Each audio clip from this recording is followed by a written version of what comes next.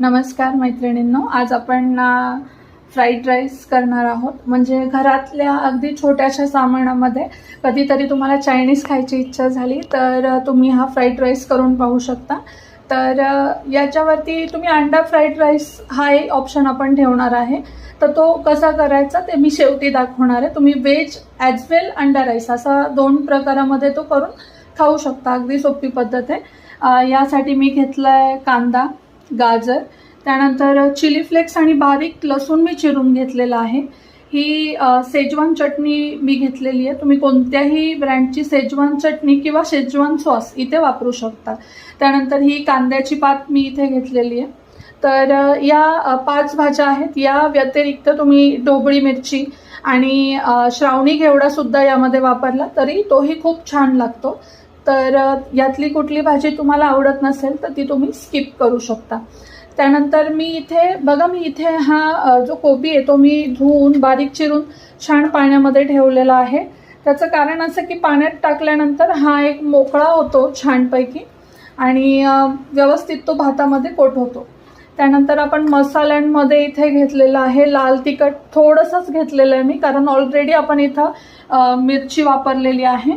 त्यानंतर काळी मिरीची पूड आहे आणि हा जो आहे तो शेजवान मसाला आहे. तो तुम्ही कोणत्याही ब्रँडचा वापरू शकता.